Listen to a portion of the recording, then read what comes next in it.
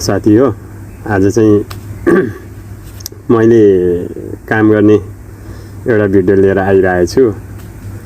अब फर्स्टचोटि बनाइरहेको छु यो भिडियो। सबैजनाले मन पराइदिनु होला, लाइक कमेन्ट गरिदिनु होला।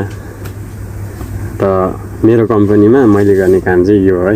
आज एसेम्बली गर्दैछु एउटा यो चाहिँ के हो भन्दाखेरि चाहिँ अब ब्रेकरै हो। यो सर्किट ब्रेकर हो, थ्री फेसकै ब्रेकर हो। यो अलिक ठुलो एम्पियरको हो, 2000 एम्पियरको हो।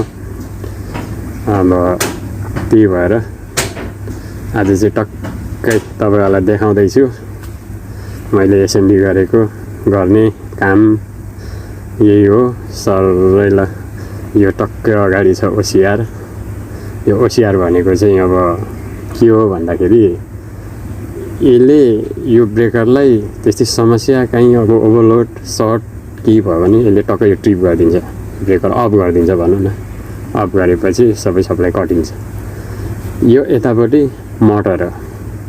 यो चाहिँ कस्तो हो भन्दाखेरि अब मोटर भनेको चाहिँ अटो चार्ज हुन्छ। यो अब म्यानुअल भनेको नर्मली म्यानुअल भनेको चाहिँ अब हातले दिनुपर्छ।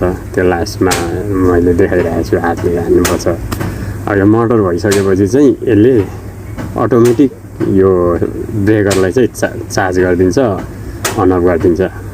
त्यस्तो अब यहाँभित्र सामान छ, रिलिज कोइल छ, सन्ट्रिप छ, मोटर छ।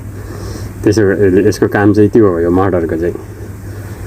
त्यही भएर अब यो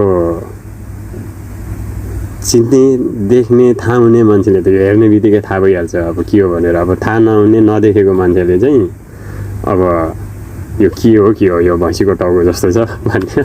त्यही भएर अब थाहा हुने मान्छेलाई त टक्कै थाहा भइहाल्छ, चिनिहाल्छ। त्यस्तै हो। र आज चाहिँ मेरो कम्पनीको भिडियो, मैले काम गर्ने भिडियो बनाइरहेको छु। सबैजनालाई कस्तो लाग्छ लाइक कमेन्ट ट्याङ